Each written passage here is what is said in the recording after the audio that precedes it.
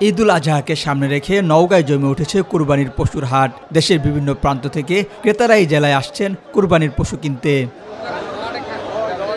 পশু খাদ্যের দাম বেশি হওয়ায় পশুপালনের খরচ অনেক বেড়েছে, তাই কুরবানির পশুর দাম একটু বেশি বলে জানান খামারিরা।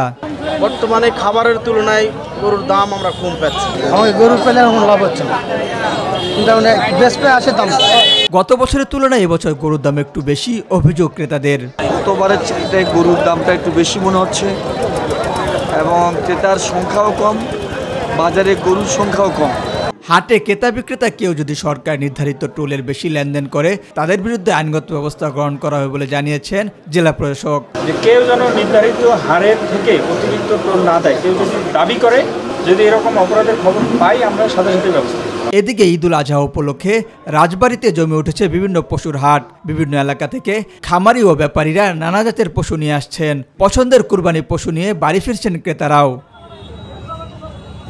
চলতি বছর গবাদি পশু খাদ্যের দাম সহ অন্যান্য খরচ বেড়ে যাওয়ায় পশুপালনের খরচ বেড়েছে কয়েক গুণ। ক্রেতারা বলছেন গরুর দাম একটু বেশি হওয়ায় বিপাকে পড়তে হচ্ছে। বাজারে আসছি মাত্র নাকি এখন পুরোপুরি দেখা হয়নি, দাম যাচ্ছে একটু বেশি। বাজার মোটামুটি ভালো, তবে জিনিসের দামের কারণে গরুর দামটা একটু বেশি হচ্ছে। গরুর বাজার প্রথম পর্যায়ের দিক থেকে যা দেখেছি আমরা মোটামুটি কমছিল, আস্তে আস্তে সময় বাড়াচ্ছে আর গরু বাড়ছে। চাহিদার তুলনায় এবার বেশি সংখ্যক গরু প্রস্তুত রয়েছে। প্রতিটি হাটে মেডিকেল ক্যাম্প বসিয়েছেন প্রাণী সম্পদ বিভাগ। গবাদি পশুর হাটে নিয়মিত ভেটেরিনারি টিম থাকবে এবং এখন থেকে এই কার্যক্রমটা শুরু হয়ে গেছে। গরুর সমস্যা হয়, অসুবিধা হয়, তারা ফ্রিতে চিকিৎসা প্রদান করবে। গরুর হাটে জাল নোট অজ্ঞান পার্টি সদস্যদের ঠেকানোর জন্য পুলিশের একটি বিশেষ টিম কাজ করছে বলে জানিয়েছেন মৎস্য প্রাণী সম্পদ মন্ত্রী।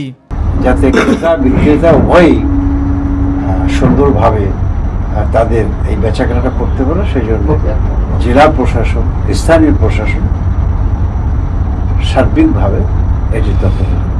হাটে ক্রেতারা যাতে নির্বিঘ্নে কুরবানি পশু কিনতে পারে সেই লক্ষ্যে আইনশৃঙ্খলা বাহিনী তৎপর থাকবে, এমনটাই প্রত্যাশা সকলের। এস এম হামিম, মাই টিভি।